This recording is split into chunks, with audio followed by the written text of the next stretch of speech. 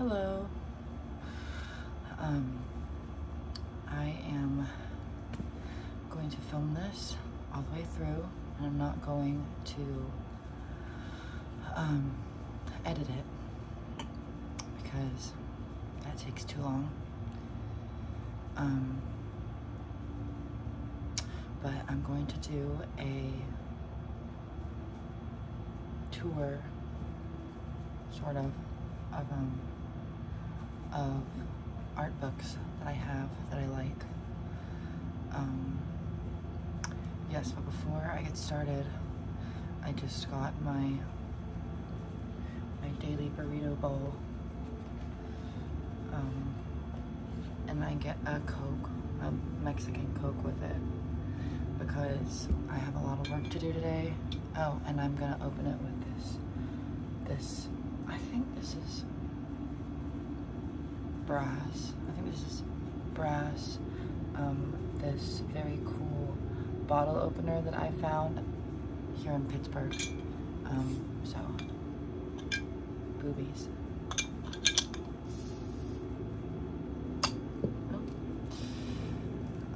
So I'm gonna drink my Coke. I don't usually like Coke, but it's like one of the only sodas they sell at this place I get my burrito bowl from. So it's like, I just get it. It's really good. I'm not intending for this to be a mukbang of sorts, but I may stop to eat a bit. Yeah. Okay. So,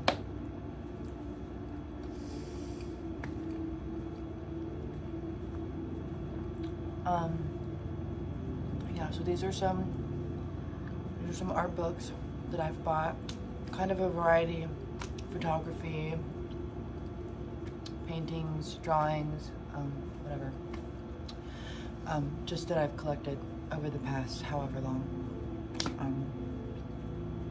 So I just wanted to share them.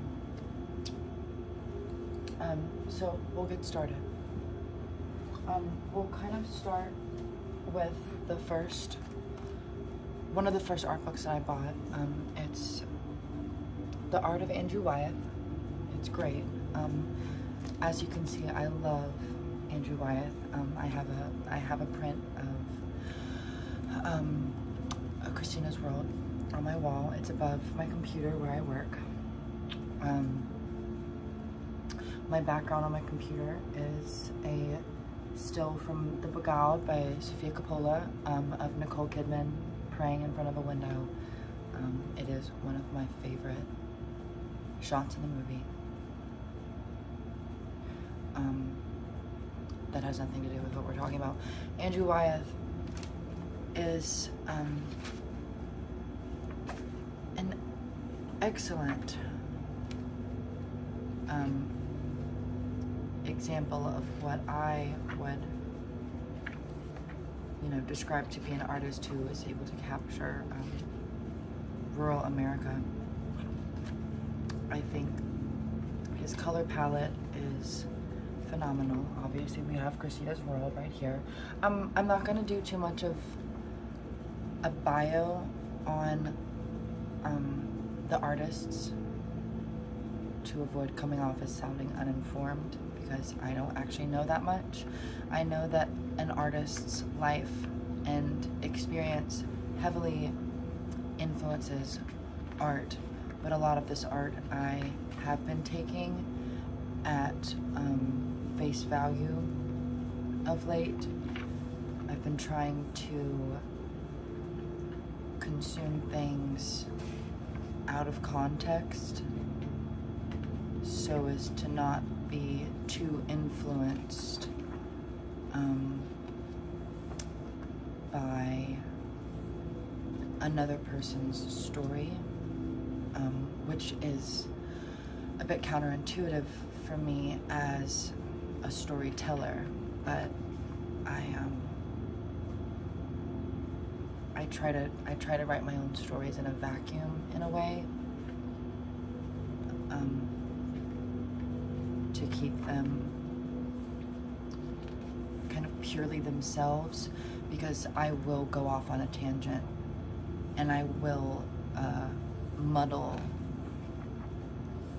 the waters.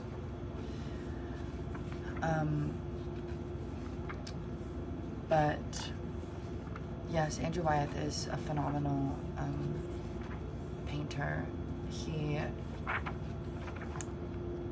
It's just the color palette.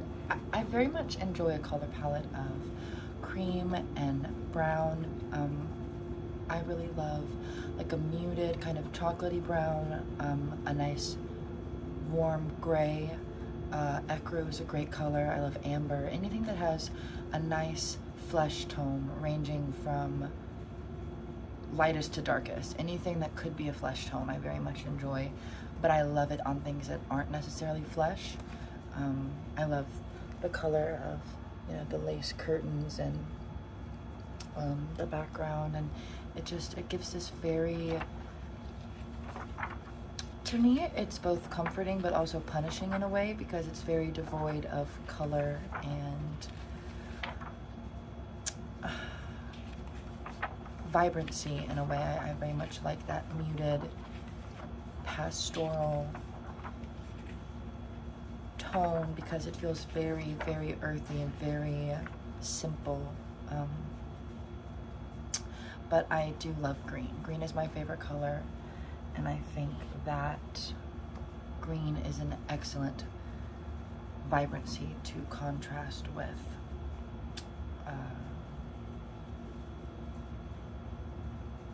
that muted color palette.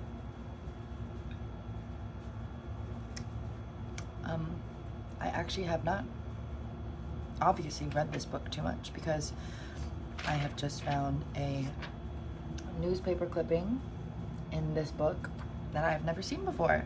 So, Merry Christmas to me. Oh, this is an excellent painting. Wind from the Sea, beautiful. Anything involving lace curtains blowing in front of an open window, I'm sold. But yes, let me not dwell too much on any one book, because this video will be 40 bajillion hours long. But yes, this is The Art of Andrew Wyeth. The cover is the painting I just showed you. Beautiful. Look at the details on those lace curtains. Oh my god. Okay, one of the other most recent, not recent, what's the opposite of that? Oldest books I've bought is I bought the Bosch art box set of Zdzisław Beksiński's art. I believe I'm saying that right. Zdzisław Beksiński.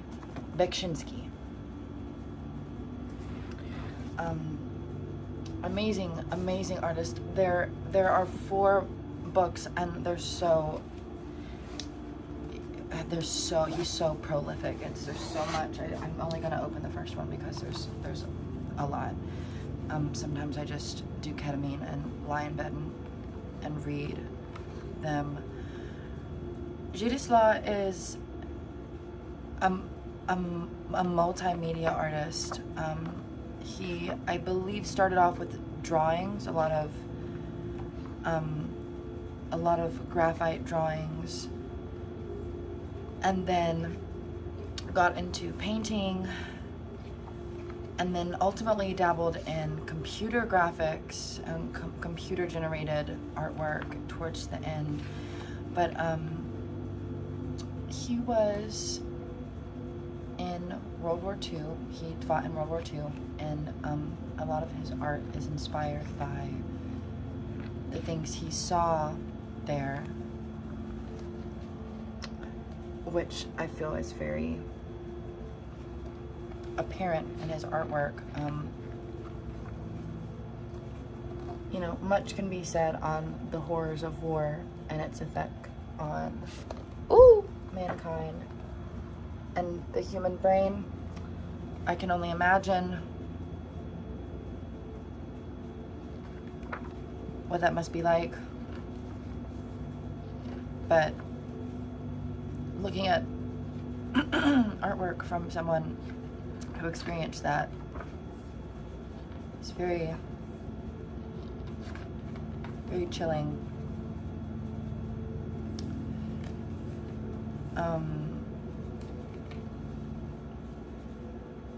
There's actually a quote in one of the other books I'm gonna get to that basically boils down, I'll read it verbatim when I get there, but it boils down to history is subjective, and that you can retell events exactly as they happened, but the retelling of historical events only, they can provide a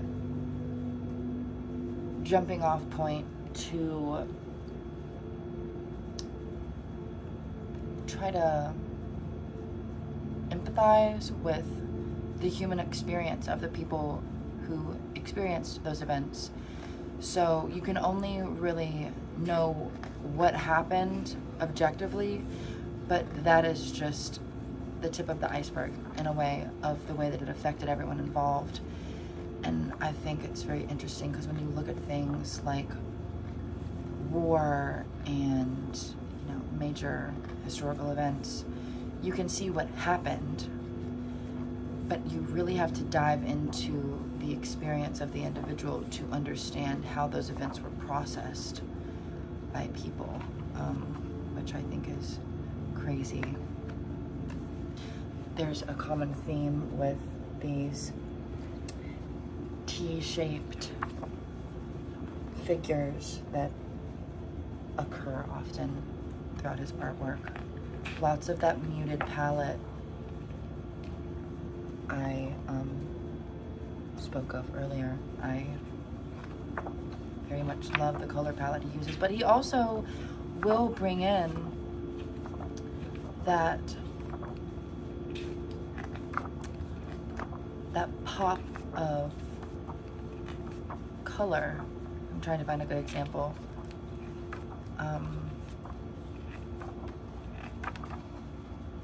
Like in this one with the blue amidst the otherwise extremely muted palette. The blues, I think, stands out very beautifully against the gray. I don't know, there's honestly too much of his work to try to even scratch the surface of.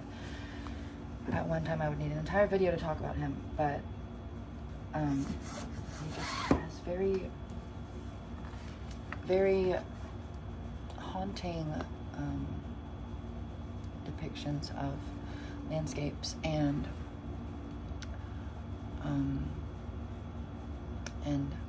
kind of alien figures, I suppose. It almost reminds me, not to compare him to another artist, but in my brain, they both kind of, he kind of resides in the same corner of my brain. I keep H.R. Geiger for that very human yet alien, kind of anthropomorphic, futuristic, but also very ancient landscapes and depictions of living organisms.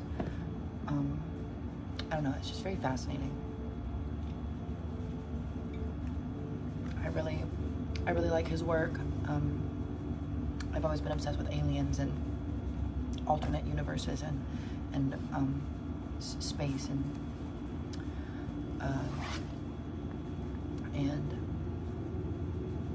you know, extraterrestrial life forms, and that kind of, it feels very alternate universe. It feels very just other, which I very much like, but you know, with the context of what he's been through and seen, it really kind of hints at how the mind could go there and why it would. So it's very interesting. I know I said I wasn't going to give context, but I feel like that's relevant. This next one is very good. I don't actually know too much about this man's background either. It's in here, but again, I'm a recovering iPad baby, so I'm learning how to read again. But it's Ken Curry, Details of a Journey. Ken Curry is a visual artist. I actually got this book with a print of his, which is very, it's called Do You Know This Man? And it's signed by him. It's 69 out of 100. It's a print of Do You Know This Man? Very good. I probably do.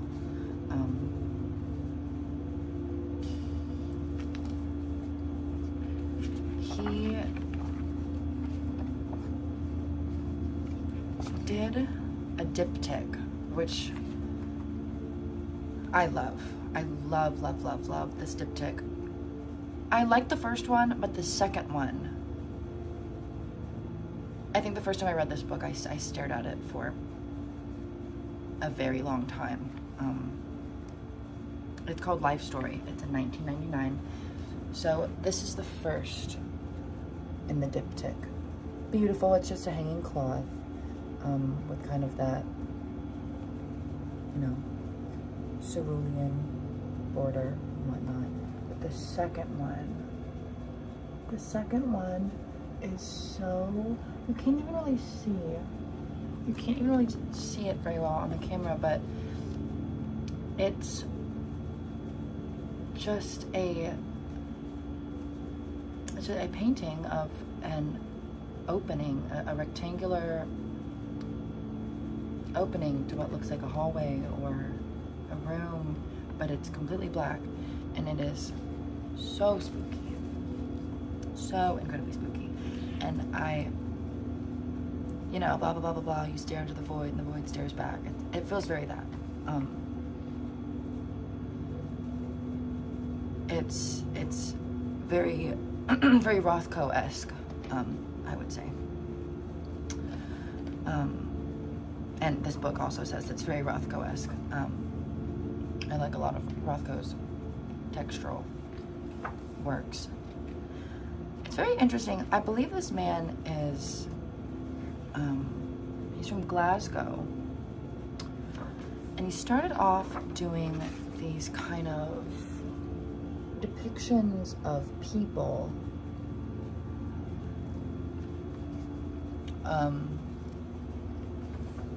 You know, these kind of urban landscapes of gatherings of people. And yeah, it's, but then he began to move into this more surreal kind of, well, not that his work wasn't already a bit surreal, but this more, again, muted, kind of haunting,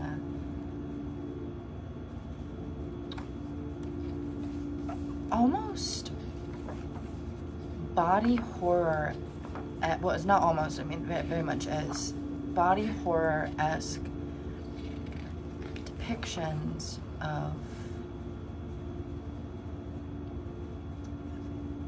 both individuals and groups of people, but I don't know, they're just very, very beautiful. I really like his depiction of the human body. I think, oh my goodness, my print is trying to fall out. Don't do that, please. Let me get to, yeah, it's these paintings of people with sores on their leg, and their bodies almost appear to be like loose, wet fabric hanging off their bones, and they look sickly and deformed. And it almost reminds me of I don't know, like it's like these waterlogged corpses.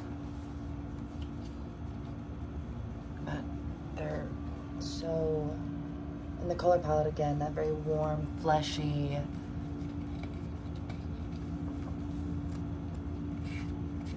very, this is one of the first of his works that I saw, and it's just on this side, I don't know what side of the camera that's on, the right. I don't know, it's just, I'm very much in love with this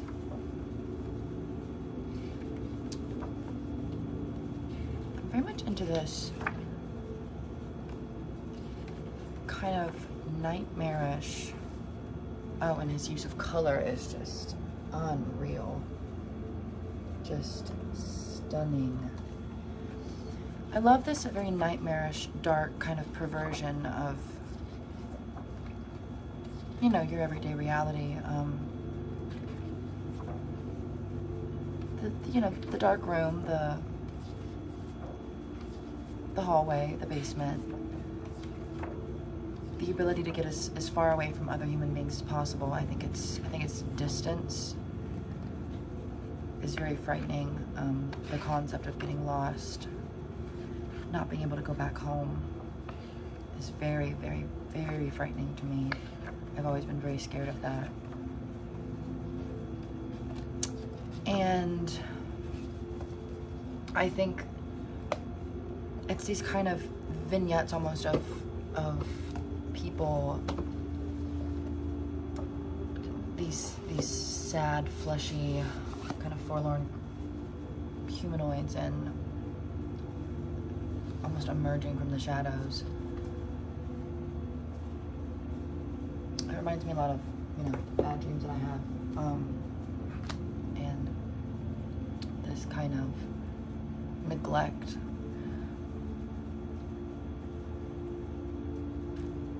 that exists in the world, and how easy it is to feel trapped. I'm very claustrophobic, so I love anything that makes me feel claustrophobic because I am a glutton for punishment. Ooh. So this next one is, it's an art book. It is an art book. It's literally an art book. I don't know what I was about to just say. It's called Scorn, The Art of the Game. It contains a bunch of artwork from the video game Scorn, which I donated to the Kickstarter in the very first year. I was very into it from the jump, and I don't think it came out for like another 6 years, but I watched that Kickstarter every day. It's a video game that heavily relies on very bio-organic kind of mechanisms. It's very, I believe, H.R. Geiger inspired. I believe they spoke on their love of Geiger.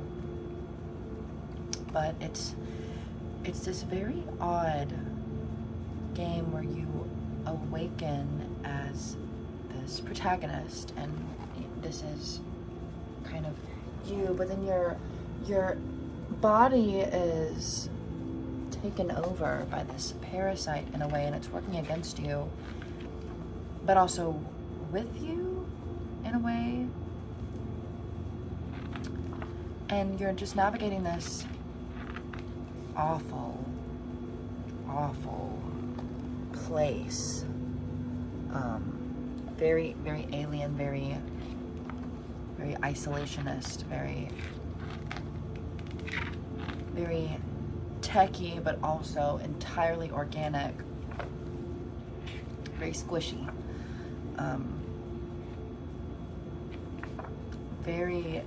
The body horror is quite nice.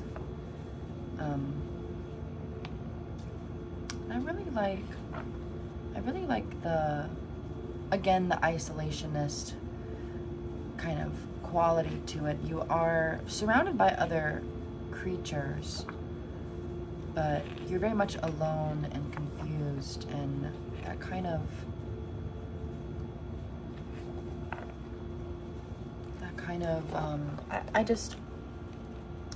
I very much like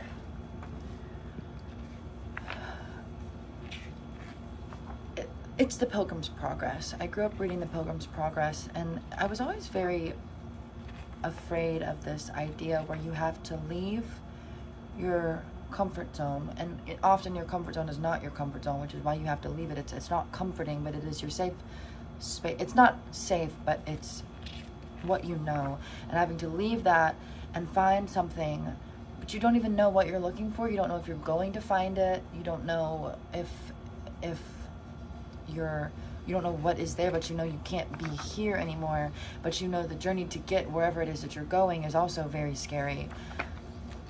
And it's just that kind of essence of I can't be here, but I can't go back, but I don't know where I'm going. Very unsure of yourself, which is life in general. But you know, this game of kind of navigating this unfamiliar alien world, it's almost very like Lord of the Rings in a way.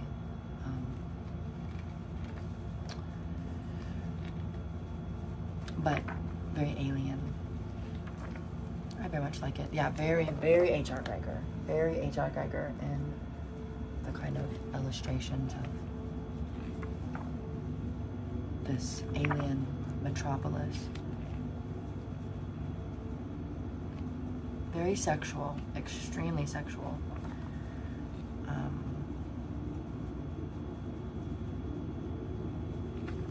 Which is also like one of the core themes in Geiger's work. Actually, surprised I don't have a Geiger book now that we're talking about it. But yeah, I don't know, it's an excellent game. I highly recommend it. If you don't play it, I should at least maybe watch a YouTube playthrough of it. It's very good.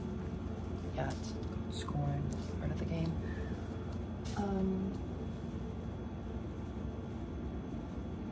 Next, I have. Oh, so I'm gonna have to do a part 2 of this. This is getting to be way longer than I anticipated.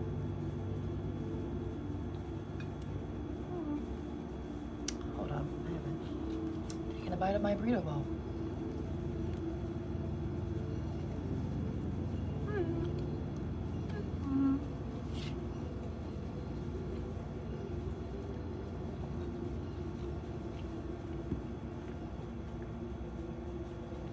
So, this next one I have is called Anime Architecture by Stefan Riculus. I'm not gonna try that. It's a Thames and Hudson publication. Imagine worlds and endless megacities. So, I am, yeah, Akira's first up, obviously. Go figure. I am very, very picky about my anime. I am a fan of the older anime style. I do like that kind of 80s, 90s,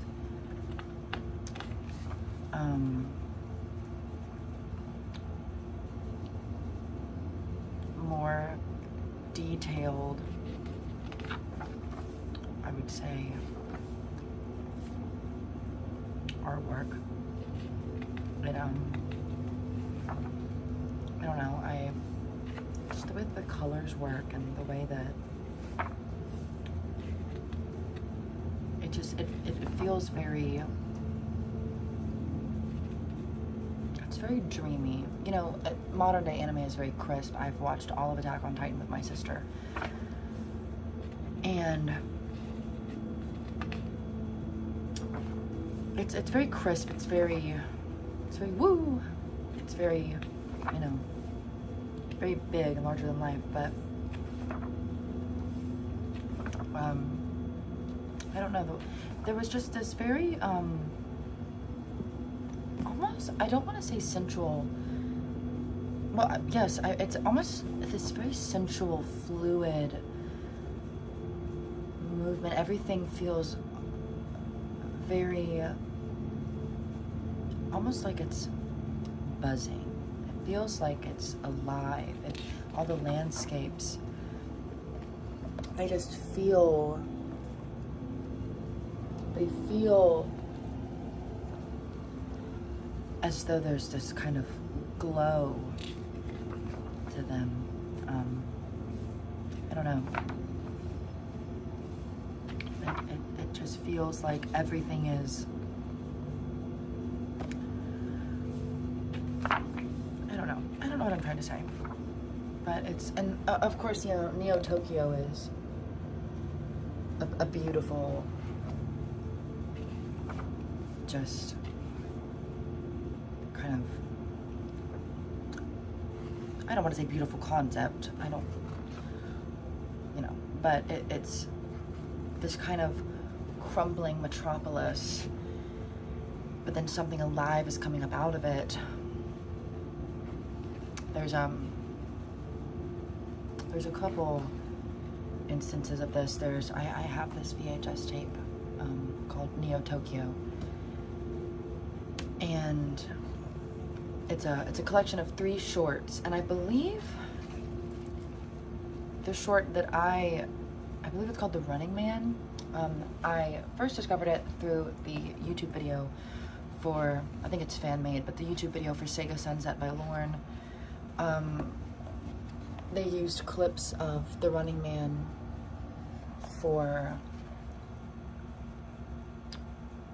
to put with the song, and there's this one scene where a cigarette is dropped, and you like watch the cigarette fall with the cherry burning up against this dark background, and oh my god, I can't ever get it out of my head.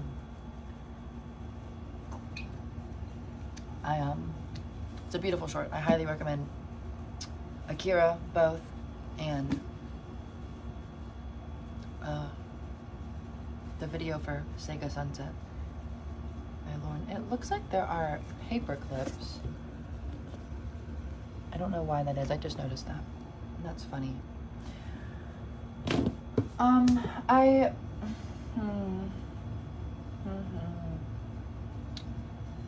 gonna save my photography books for another video, because I have quite a few, and I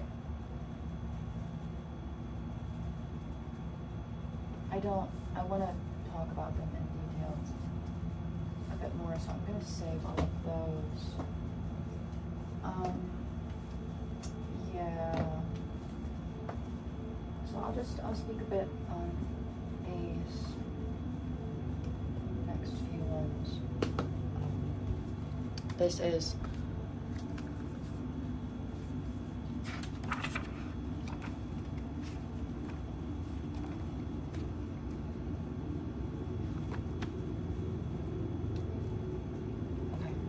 This is Life Wants to Live by Phil Hale. I literally saw these pictures on Tumblr and just fell in love. It's, again, these very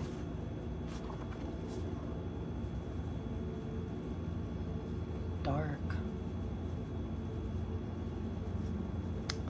haunting paintings of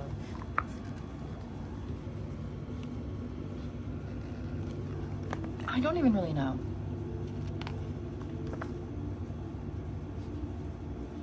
I don't really know. I get a lot of the art that I love. I don't know how to put it in words at all. It's just, it kind of evokes this feeling, which, you know, everybody feels some type of way when they find a piece of art that they care about that they can't really put into words, which is me very often, which is a bit counterintuitive to the point of this video where I'm supposed to be talking about the things that I love and how they make me feel. But I don't know, this one just, and his sketch work for that.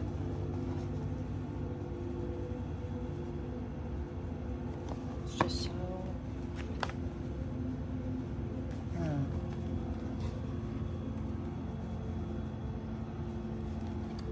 it's very dreamlike. It feels like when you're trapped in a dream and things are the way that they are, but they're slightly different, and you can't quite make sense of it, and things blend together in people's faces and whatnot. It feels very violent. It feels like this mashing of, I don't know, it feels very chaotic. I don't know if it's intended to be chaotic.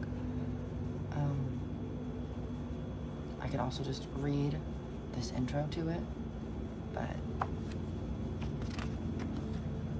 I like to try to squeeze everything I can out of a piece of artwork. You know, squeeze how it makes me feel out of it before I go and look at what the artist intended for it and kind of solidify the meaning of it. But every time I look at it, it gives me something else. So I still have yet to read these artist bios for the work. It's just so, it makes me sad. It makes me so sad. I had this dream once.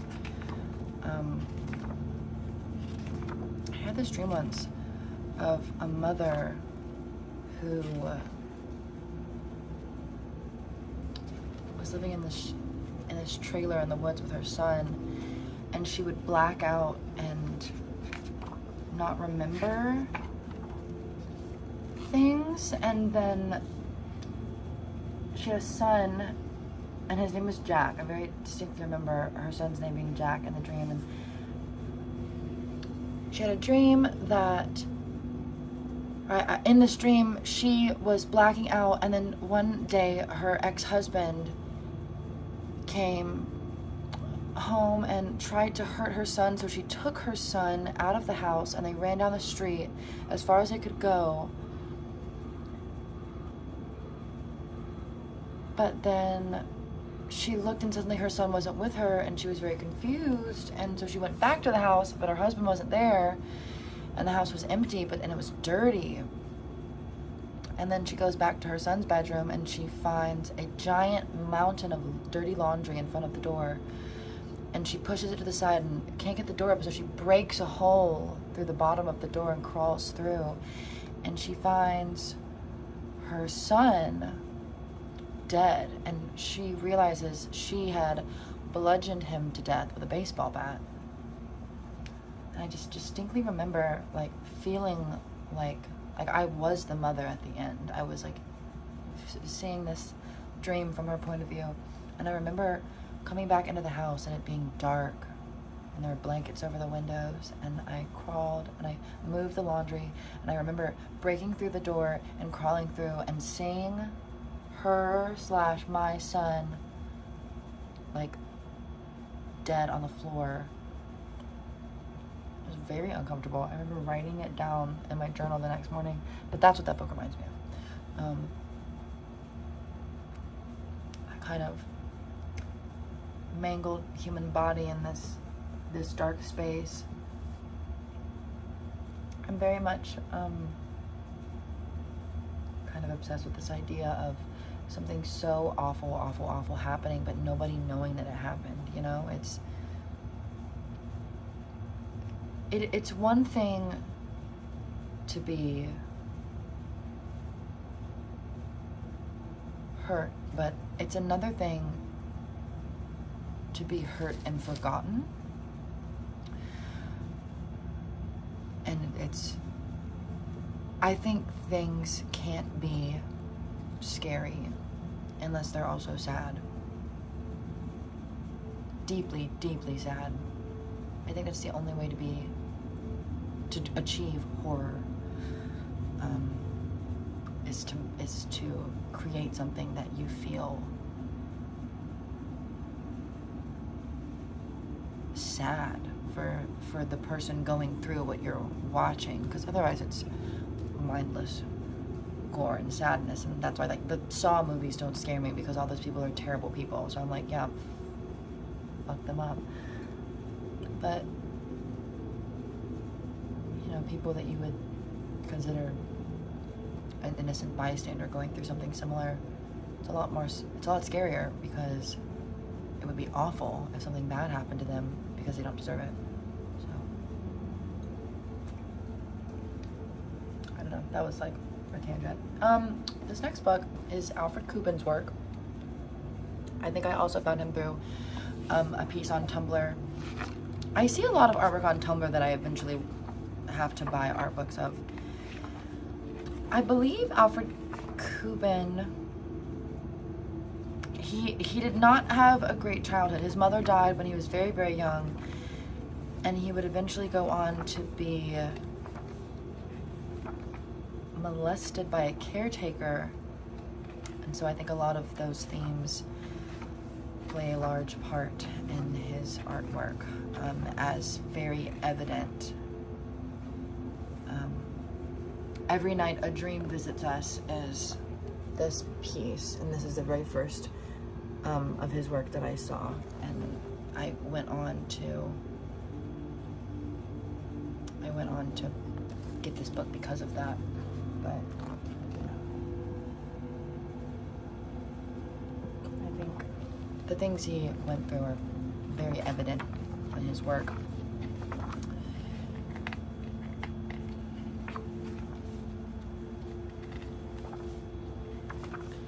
Also very big on the dream worlds, also very big on this kind of nightmarish, surrealist landscape. You know, I think a lot of the things that a lot of these books have in common, and what I really like about them, is just kind of muted, dark, punishing landscape where nightmarish creatures kind of wander and lurk, but their intentions are almost unknown. When I was a kid, I distinctly remember I would watch Fairly Odd Parents and Jimmy Neutron at the TV at my Mimi's house. And I always liked Jimmy Neutron because I thought he had responsible parents, but I hated Fairly Odd Parents because I thought Timmy and Timmy's parents were extremely unreliable, and that scared me because I'm a bit better with it now, but when I was a kid, unruliness was very stressful to me. Things that were chaotic, things that having no one to rely on. And I think a lot of these kind of landscapes with these creatures is if they were awful and out to get you, it would be a bit more direct. You would be you, and then everything would be out to get you, and you'd be having to escape from it, which is scary. But it's almost even darker, in my opinion, or more haunting to imagine this landscape filled with nightmarish whatever, and you're in this very spooky place, but where there is no anything. Nothing's out to get you. Like you could be in the dark and you could see a creature or this thing come up to you, but then it walks right past you, and then you can't reduce this thing to a simple antagonist trying to hurt you because it doesn't even care about you, that you're there, and suddenly you feel very small. You no longer possess the importance of being something that should be hurt. You become nothing. And that, to me, is almost more frightening in a way, because these should be simple antagonists that you would just write off as a villain or a monster become just as important as you are, and they're no longer something that's just out to get you, and they become something with their own motives that don't even involve you, and suddenly you become the same as it, something wandering in this place with no rhyme, no reason, no real goals. You're invisible, and that to me is extremely frightening. Violence is understandable, but nothingness, boredom, uncertainty, you can't beat that with sticks and achieve a goal. There's nothing you can do about it. I've never been scared of vampires or werewolves. You know, there's written rules to how you defeat them. Aliens, what do you do with an alien?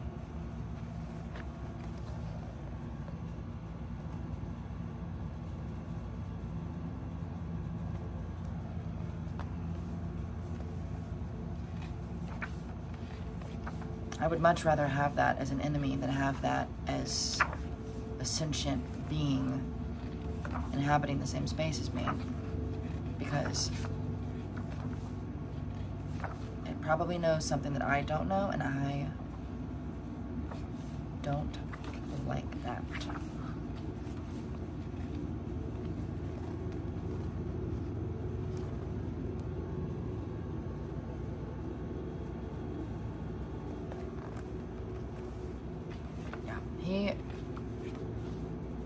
I highly recommend this book. Alfred Kubin. Very good. Very, very, very good. Very good dreamscapes and kind of nightmare sequences, and also just beautiful, beautiful craftsmanship. I really like his art style. It's very, it's one of the reasons I wanted to get into graphite. Okay, I'll do a couple more. That's also photography, so I feel like it's relevant, but I'll get into that in the next one. Actually, I'll get into all of these in the next one, because there's a lot to go over. I had more books than I thought. Okay, well, thank you so much for watching. I have been wanting to do this for a while, but I keep forgetting to.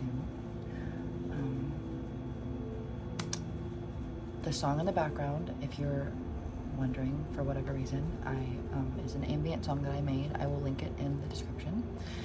And yeah, I will try to do part 2 of this soon if I can. I'm a little busy at the moment, but I wanted to sit down and do this. I've been meaning to do it for a while, and I've been trying to be a bit more productive lately, and I've been trying to count anything that I do that,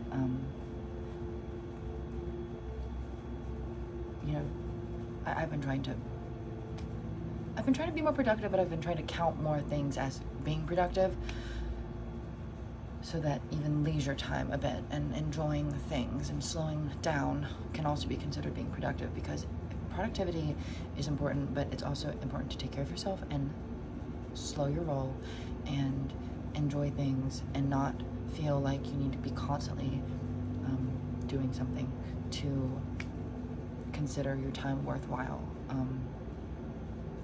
Human beings are meant to relax at some point. So don't run yourself into the ground. Pick up a nice book and read it.